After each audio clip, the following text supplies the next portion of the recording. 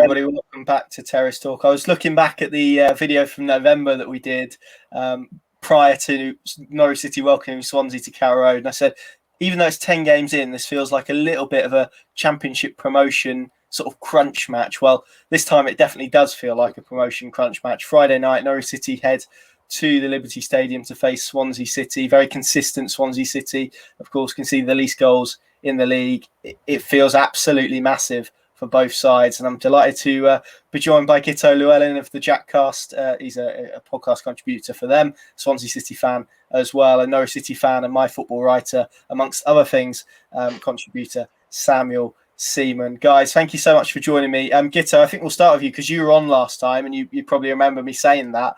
This is definitely now a really pivotal game in the promotion race this season, isn't it?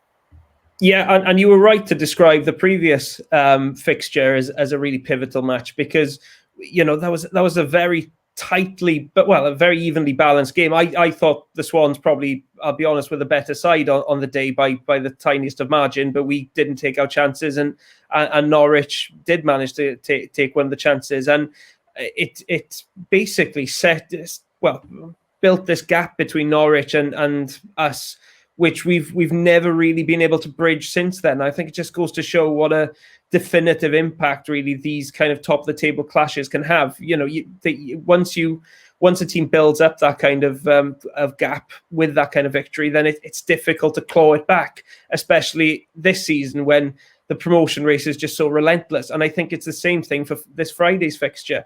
I mean, if Norwich, you know, win this match, then suddenly you've built up a really nice cushion between yourselves and third spot. You suddenly, you know, not really having to worry too much about the automatic spots, and you're in a great position. If the result goes the other way, then suddenly we've closed that gap right up, and suddenly you've been dragged right back into the race for the top two. So it does really feel like it could be a defining game, really, in many ways. Yeah, of course. I think Guto has put it pretty well, Sam. But does it feel to you a little bit like that Leeds game did a couple of years ago when Norwich went to Ellen Road, and it felt like whoever could get the better in that game maybe could state their claim to really go on and make the run in their own. And obviously Norwich City probably in a different position at the moment, which we'll get onto with obviously the game that happened last night. We're recording this on Wednesday evening, so we don't know how Brentford have got on in their game against Bristol City tonight. But it does feel increasingly like, if you want to label it as a 6-pointer or whatever you want, but it feels like a massive game regardless of how much Daniel Farke tries to downplay it.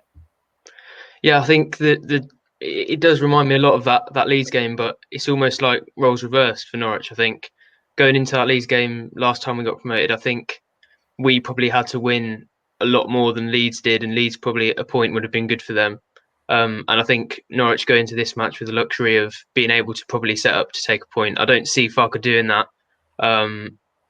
unfortunately or fortunately, depending on how you see it. But I think we're in that privileged position now where a draw wouldn't be bad for us. But I think for Swansea and Brentford now, it's probably more key for them to be winning games. I think the two results this week against Middlesbrough and Millwall have put us back in that sort of position. You know, we're not sort of streaking away like I think a few people expected us to after that Bristol game, but I think there's less pressure on us than there is currently on Swansea and Brentford. But if we don't win, then that pressure, it becomes probably almost an equal 3-horse race, I think.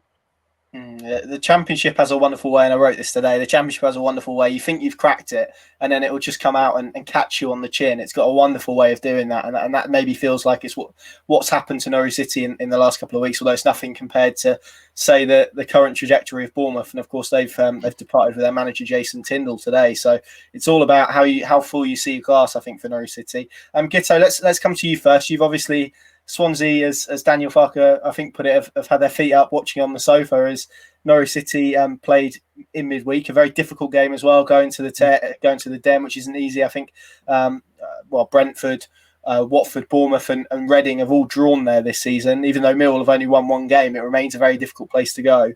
How much do you think it will benefit Swansea that they've had a full week of preparation and haven't had maybe the midweek game? Because I know Daniel Farke has come out in his post-match comments and said possibly that gives them a little bit of an advantage.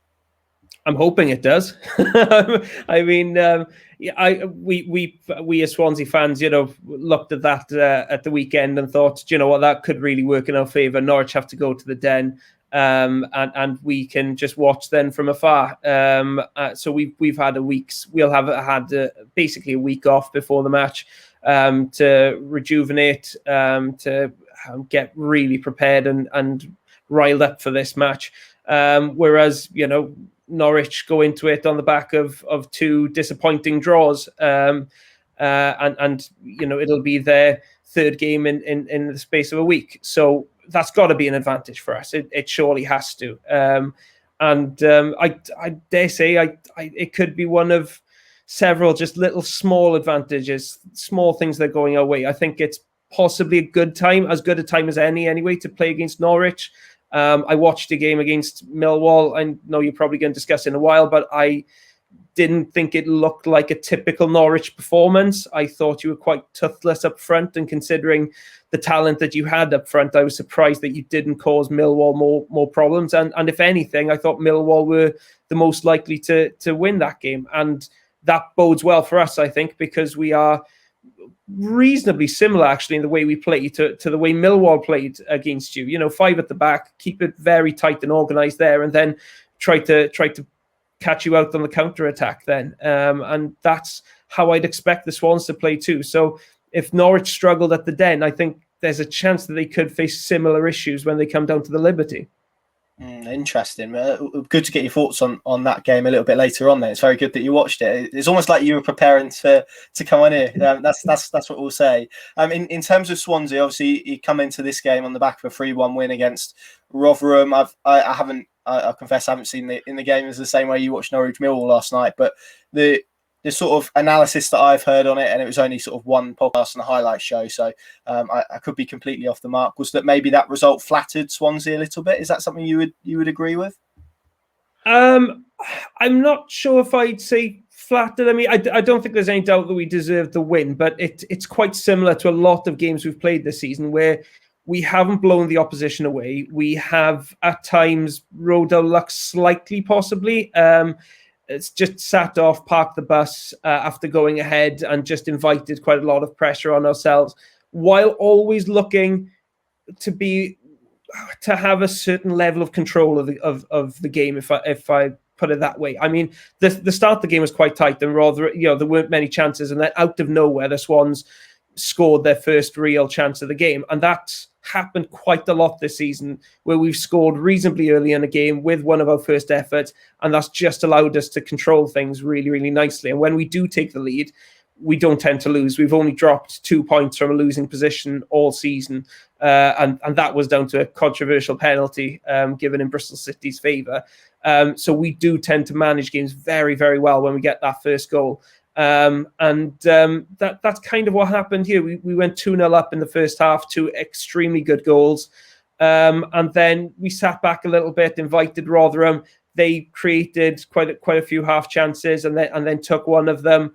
But then as soon as it came back to 2-1, then we went up the other end of the pitch and scored another very good goal to make it 3-1.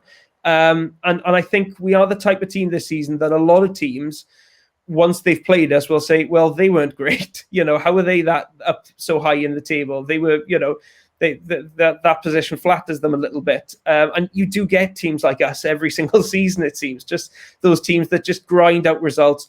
They're not necessarily playing the best of football every single week, but even when we're not at our best, we find a way of getting the necessary amount of goals to win games. And that's the way it was at Rotherham, really. We didn't play badly, but we didn't play amazingly either, and we did enough to win the game without having to sweat too much, really. And see, that's the benefit of getting a fan on. They can tell you a lot more in detail than perhaps we can sometimes, which is always good.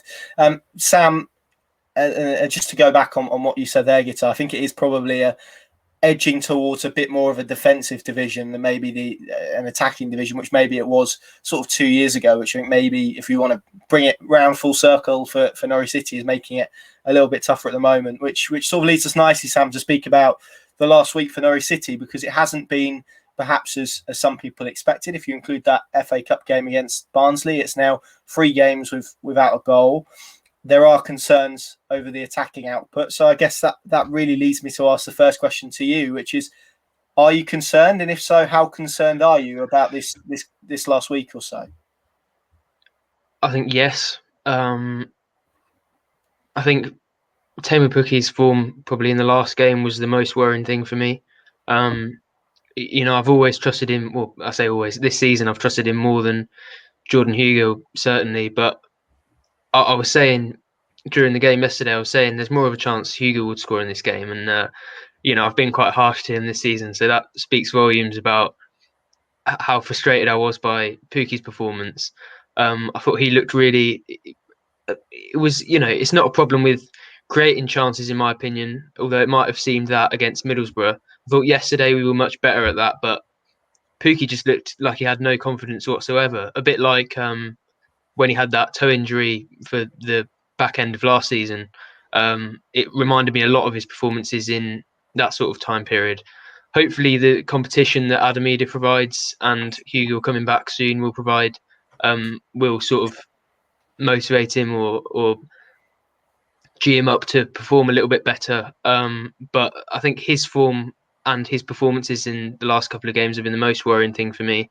Buendia's absence will be a big miss for us against such a solid defensive side in Swansea on Friday, I think. But beyond that, I would say the quality is there, and eventually it tells, especially in this sort of division. So I'm not overly worried about for the rest of the season, but I think on Friday it's going to be a tough ask, and I think probably Norwich's best opportunity at taking a point would be a 0-0 again.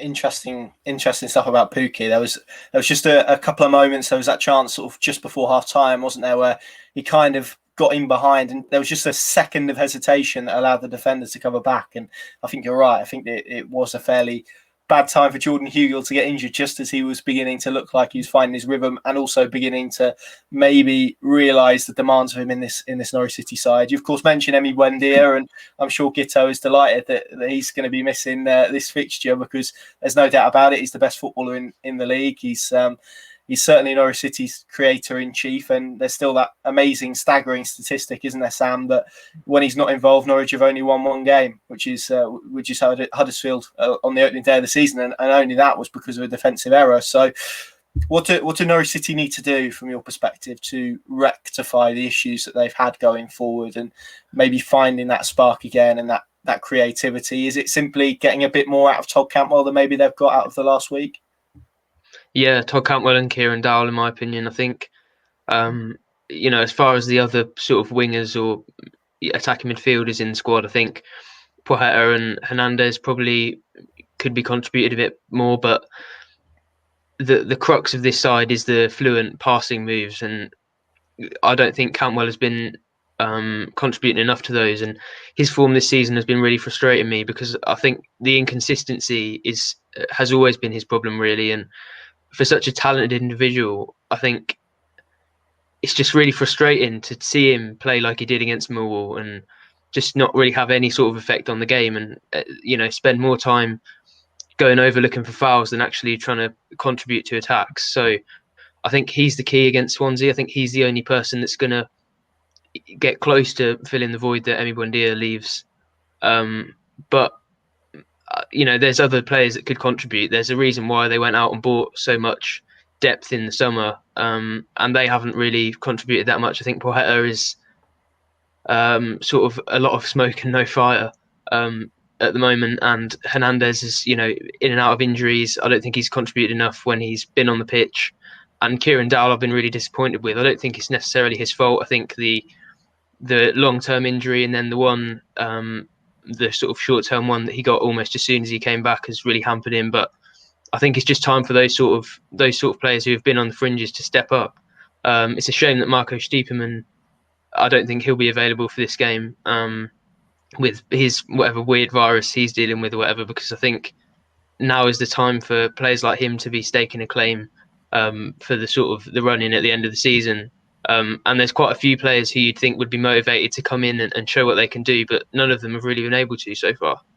Yeah, I'm with you on Dowell. It just feels like he needs a good cameo off the bench, doesn't it, to be mentioned in consideration for a start. I just wonder if maybe Daniel Farke will go with Kenny McLean and make that a really solid midfield as opposed to maybe Mario Vrancic. But we'll have to see. We know he's a coach that likes continuity. Speaking of decent coaches, Steve Cooper has done a wonderful job at Swansea since he joined. Really, he's been there 18 months now. I know he's as we spoke about before, a close friend of Stuart Webber. They worked together at Wrexham and Liverpool. This best defensive record, and I know that some are maybe suggesting they could even break the record this season for their defence and how good it is. Talk to us a little bit about how that has adapted and changed this season, because to concede 15 goals and be in February during the season, although it was a delayed start, is an incredibly impressive return, I suppose. Yeah, and it's been the bedrock really to all our success. We simply, I think, have the best defenders in the division, which makes it much easier. That is undoubtedly our strength. Mark Gahey is, in my opinion, head and shoulders above every other defender in this division. He is a complete footballer and somebody who I think will go on to be a Chelsea defender for years to come. And we're just lucky to have him in the team. But we've also got Ryan Bennett there, who, of course, you know about. He's got the experience there to kind of help the other more young, the more youthful defenders we've got. We've got Ben Cabango, who's a Welsh international, only 20 years old, but just a real old school, solid defender. Not exactly the best with the ball at his feet, but you put that ball in the box, he's going to win the headers and he's going to win the tackles.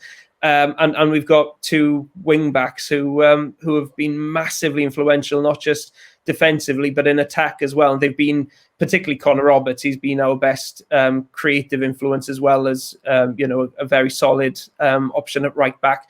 And that, because we concede so few goals, 15 goals so far this season, that's an absurdly low amount. But it does reflect the quality that we've got there. And when you very rarely concede, it only takes one goal to win most games. And that's helped us because we're not the most creative of sides. We're not the most attacking of sides. We can be quite conservative very often. So, if we can just nab a goal, then chances are we'll see a game out and we'll take the 3 points. And that's been the way we've played this season. Basically, we don't actually create that much. Our XG would be quite mediocre, if you buy into that, because once we take a chance, we don't really look to create much more than that. But it's our defense that enables us to do that, really. And since Steve Cooper shifted to 5 at the back just after the lockdown last year, we just haven't looked back, really. That defense has not only made us much more difficult to play against and score against, that gives the rest of the team an extra freedom then to play a bit more football and to express themselves a bit more.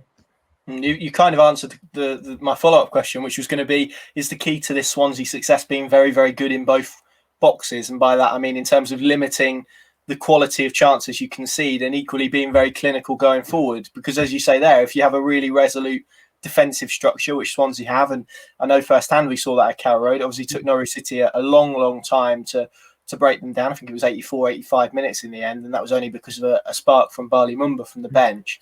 Is that kind of the key to Swansea City's success this season? You've kind of outlined it there, but in terms of it being more of a team effort rather than individuals, which maybe is the case with other teams that have had success in the Championship before. Yeah, absolutely. We've got a bit more squad depth now as well. So we've seen the players are able to come in and out of this side and do a job. We're not overly reliant on too many players, really. There are very few players in this team who, if they were injured, you'd say, oh my gosh, we're really going to struggle without them. There is a good balance to the team. And like you said, because we are so good at frustrating teams at one end, we only need to take one or two chances at the other, and we're pretty good at doing that on the whole. So that how sustainable that is when you're in a promotion push, I guess we'll find out over the coming months, because you only need one or two bad games where you're not creating much, and suddenly you've dropped quite a few points. But so far at least it's worked really, really well for us, and that defence has enabled us to win, even when we're not playing particularly well. And that's been the key, really. That's what we've been able to do, which certain other teams like Bournemouth, for example, over the last few weeks have not been able to do. And it's a criticism, Sam, that's been put at Norwich, hasn't it, in terms of not being particularly defensively solid. And that's something that maybe we're seeing, particularly throughout this season, evolve a lot. I mean, the partnership of Ben Gibson and Grant Hanley looks increasingly solid. They're certainly less porous than they were last season. This kind of feels like a game between two good defences. And as much as we've been talking about Norwich City's attacking struggles, they still haven't been losing games because of the quality of their defence. I mean, it's still 3 consecutive clean sheets. So although we're talking about concerns, there's still plenty to be positive about in that respect. Yeah, I was just thinking then, I haven't watched too many Swansea games this season, maybe 7 or 8, but I refuse to believe that there's a better centre-back in the division than Grant Hanley, who's been absolutely unbelievable for us this season. I'm a huge fan, so I just had to get that in there. But yeah, I think it's probably, I've seen quite a lot of people say, and I was too young to really appreciate them, but it's our best duo since Fleming and Mackay, which was sort of the defensive peak of Norwich, really, especially in the Championship, obviously winning the title that way. So it is really encouraging. I think people sort of skew that when they say, "Oh, it's a clean sheet," or it's 2 clean sheets in a row, say this week. The fact that Middlesbrough and Millwall set up the way they do sort of skews that stat, I suppose, a little bit.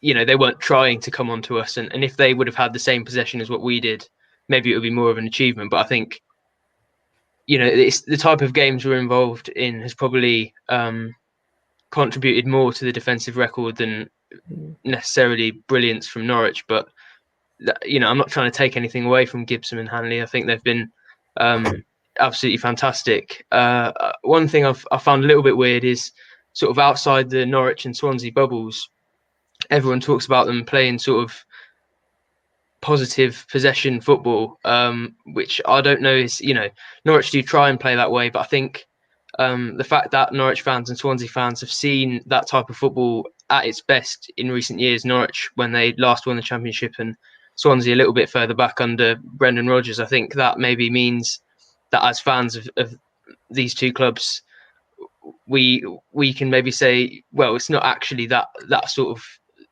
that free flowing, but people in the rest of the Championship, the Middlesbrough fans and the Millwall fans who have to watch that sort of football every week like to say that Norwich and Swansea are so good in possession and going forward and things, where I think actually the difference has been at the other end. And Swansea have been excellent defensively, as everybody knows, but seems to be keen on ignoring, because it sort of fits a narrative to say that they play this possession beautiful football like they used to. And it's the same with Norwich to an extent. I think they do still try and play that way, but I think it's not, there's more of an emphasis on when that doesn't work, being solid at the back so that we're picking up points when we can't score, or we're winning 1-0 rather than having to score 3 to win a game, which was what it felt like in 2018-19.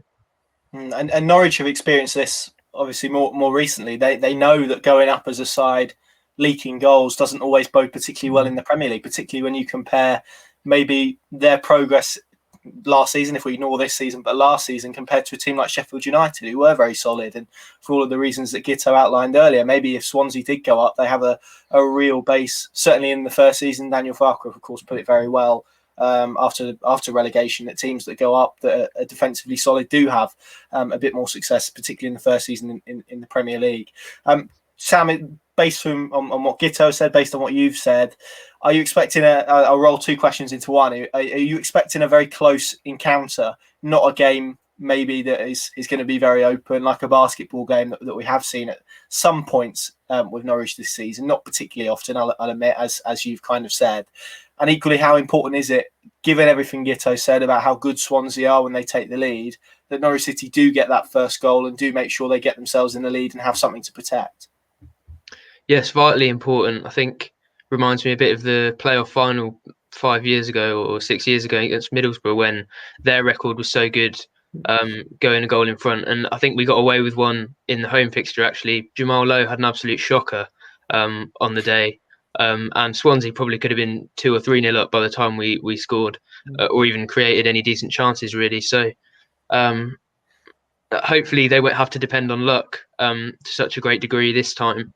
But yeah, like you say, it's vitally important. I think it's going to be interesting. I think Swansea, although I said they're more defensively minded, I think they do still like to dominate possession. It's a bit like the sort of Spain side from 2008, 2012. They keep possession as a defensive strategy as much as a means of going forward. So I think that possession battle will be key, both defensively and attack wise. And you just look at it and everything that we say, trying to focus on different areas of the pitch which might be key.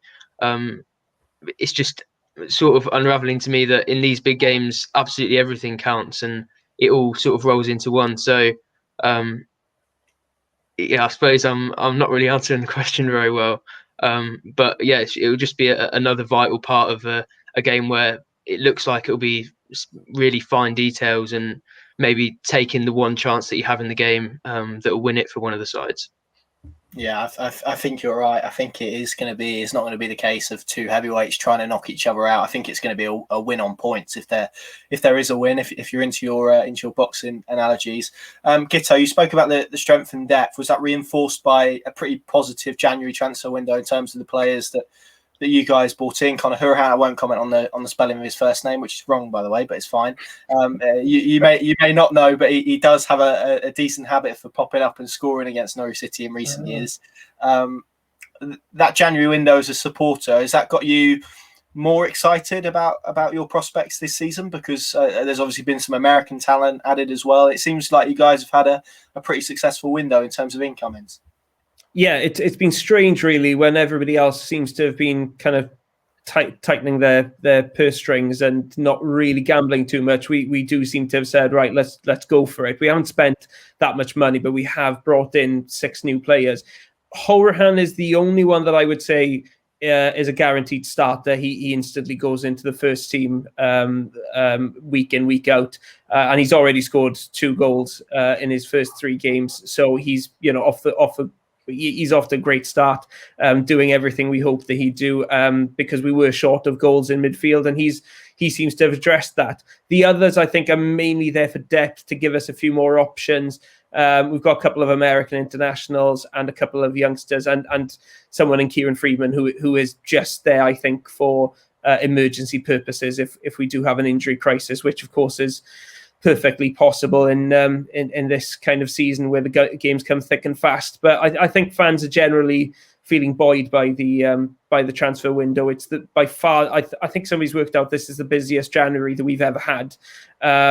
So we've never brought in this many players in January, and there is a question mark about how well they'll settle in such a short space of time. You never really know. That January's a strange window for signings anyway, but the general mood is quite positive. Do you feel any differently heading into this game than you did? Obviously, there's more riding on it, but in terms of maybe approach and what you're expecting, do you feel any different having the knowledge of, let's say, that game at Carrow Road in November? Do you feel any more anxious, any more confident? How do you feel heading into this one as a Swansea fan? I'm more confident now than I would have been about 2 weeks ago, for a number of reasons. I mean, what you're going to say than about 28 minutes ago. I'm way more confident now. But I think I still think Norwich are a fantastic team. But as I said earlier, I think we are probably playing them at as good a time as any. You've struggled to create and score in the last few games. Buendia's absence is an absolutely massive one. So there aren't too many good times to face Norwich, but this may be one of them. And in terms of our form, we've been winning recently, really not dropping many points. And on the whole this season, we have raised our game when we've come up against the biggest teams in the division, albeit not always getting the points that we deserve. I mean, we had a real shocker against Brentford the other night where we were extremely lucky to get a draw. But that is a bit of an anomaly, really. And on the whole, when we have come up against the better sides in the division, we've played some of our better football. And I include in that the performance at Carrow Road, which, even though we lost, I actually thought we played very well and caused Norwich a lot of problems. And on a different day, we would have taken 3 points from that game. And I'd love to see a similar performance on Friday night. But my feeling is that the occasion may just be a bit too nervy for us to play quite as with quite that level of adventure again and roll the dice the way we did at times in the second half at Carrow Road. So I think we may see a bit more of a cautious approach, safety first, possibly a bit more direct, try and catch Norwich out that way. But at the same time, I mean, if we look at the Millwall match, Millwall had quite a bit of joy trying to pass it through the middle and keeping the ball on the floor and trying to pick off space that way. I'd like to see us try that way. I think, if anything, that's how we created chances at Carrow Road earlier on the season. I think that's probably the best way to play against Norwich, rather than just lumping it long and trying to play percentages in that kind of panicky way. Yeah, and I think we've seen, as Sam will reiterate, teams that do get out Norwich, that do press them high, maybe have a bit more joy than those that try and make it a little bit frustrating, with the exception of Middlesbrough, who did it very, very well. Sam, how are you feeling heading into this game as a Norwich fan? It kind of feels like the mood is a bit, I don't want to say down, because that's probably overstating it a little bit, but it feels very nervy at the moment. Maybe you can kind of use your own word, but as a Norwich City fan heading into this game, given the magnitude of it, and I know we've spoken about it for over half an hour now, but you don't really need any of us to sell this fixture. I'm sure Sky Sports are delighted about that, but how do you feel as a Norwich City fan heading into this one? I'm a little bit cautious in case Norwich Twitter gets angry at me for being negative, but I think I am worried, to be honest. I think Swansea's form, compared to ours, the Championship is all about momentum, and when it's not on your side, especially when it's on the opposition side, I think that's a real uphill struggle. And to be honest, I would definitely take a point. I think there's a few that still think Norwich have the right to absolutely destroy this league, and I think, like you said earlier, whenever the Championship feels like you've got to that point, there's a nice Neil Warnock tactical setup to undo that and take you back to square one almost. So I'm not feeling positive about it at all, to be honest. I'm quite worried about it, and I wish we were. I'd much rather a game against a Wickham or a Birmingham at this point. I think Norwich need a win more than anything, really. Just even a scrappy 1-0 win against a terrible side. And this Swansea game is, well, given their second, this is technically the least chance Norwich have had this season of taking a win, and I'd probably go along with that. So I'm not feeling great about it. But you just got to hope. The Championship is a Championship, and there's surprises everywhere. Truth is, I feel like if I was a Swansea fan and I was going into it confident, Swansea would lose. So it's just, hopefully we just get luckier, I think, which is a strange thing to say as a Norwich fan in the Championship.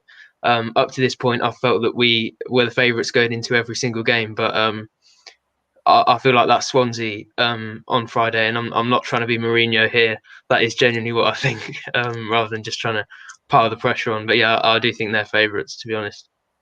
Interesting. For the first time this season, there feels like a real self-doubt amongst Norwich fans. I wouldn't say maybe that's necessarily got to the players, because I think they're quite an insulated group anyway, but certainly amongst the fans it does feel that way. Let's get your score prediction then. You said you feel Swansea are favourites. Do you feel they're gonna come out on top on Friday? Yeah, I think it's going to be a 1-0. I will say, because I know you're getting irritated about the negative predictions from Norwich fans on here. I will say I still think Norwich are fairly positive recently, so but you could feel free to burst the bubble. Well, I think they're going to lose, but I still think Norwich are going to get promoted. So that's the good news, I think, given that my opinion is paramount and decides what happens at the end of the season. But yeah, no, I think we'll lose. But to caveat that, I still think Norwich are going to get promoted. So there's a sort of a nice healthy balance for you.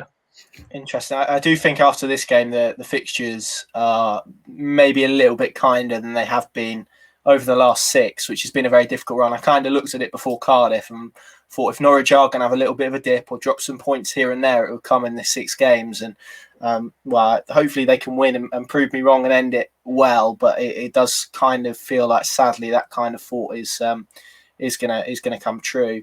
Guto, I kind of said there's a lot of self-doubt amongst Norwich fans. It kind of feels like they're feeling a little bit sorry for themselves at the minute for whatever reason. Is that something you think Swansea can capitalise on? I know there are no fans in the ground, so it's not necessarily going to turn or anything like that, or necessarily be visible in terms of how Norwich play. Although I felt at times on Tuesday that there were moments where you could kind of see maybe there was that little bit of, I don't know if self-doubt is the right word again, but certainly that realisation, that consciousness maybe that they're failing to score goals or create chances in the same way as they usually are. Is that kind of something you hope your side can capitalise on? Yeah, I mean, when a team goes 3 games without scoring, it's bound to just be in the back of your mind. Even if you try to play your usual way, it's always going to be there, that added pressure to find the back of the net. And I think once you do find the back, if you do score early against us, I think we'll see Norwich back to their best and flowing and potentially really hammering it home. My hope is that we can just keep it tight at the start, keep you frustrated, and then the longer it goes on, then the more frustrated you'll get, and that should play into our hands. That's what I'm hoping will happen. And if we can actually just keep you out for, say, the first half hour, I'd fancy our chances then if we can get a grip on the match. A lot depends on how positive we are. Are we going there thinking let's not lose, or are we going there thinking we can win this game? I'd like to see us go there thinking that we can go and create chances and win the match. But that wasn't the case in the recent match against Brentford. So it's difficult to know really how positive we're going to be. I think positivity is the best policy against this Norwich team. I think we should go toe to toe and try and play you at your own game, basically. But whether we'll do that, I'm not sure. Still, my head says it'll be a draw. It'll be a 1-1, which kind of doesn't entirely satisfy everybody, but keeps a level of status quo intact. And but my heart says the Swans have a good chance here to really narrow the gap and make things interesting at the top. And I'd love to see us go and get a 2-1 win. So that would be my prediction. Do you know what? I came into this video and I was kind of thinking, I felt this all day. This does feel like a must-win game for both sides. And actually, sort of as we've sort of spoken over the last nearly 40 minutes or so, it's becoming increasingly evident, I think, from both of your answers that maybe this is a don't lose game for both sides, even though maybe a draw doesn't particularly help either of them at the moment. Maybe you could argue that it was slightly better for Norwich. Guys, that's been a fascinating 40 minutes of chat. Thank you very much for joining me. We'll leave all the relevant links to the guys down below in the description of the YouTube video and of whichever podcast feed you found this in if you're listening via that. Thank you very much for joining us. Make sure you stay safe. It promises to be an absolutely fascinating game on Saturday night. Of course, Friday night. Sorry, not Saturday night. Friday night. Of course, PinkUn.com is the. I tell you what, I've been delighted that it's taken me towards the end to muck that up because I felt it would be a lot earlier. But there we go. Friday night, definitely 8:15 kickoff. PinkUn.com, of course, the place to go for all the build-up, all the reaction. We'll have our live blog there as well for you to check out. Thank you very much for watching. Stay safe, and we will, of course, see you soon.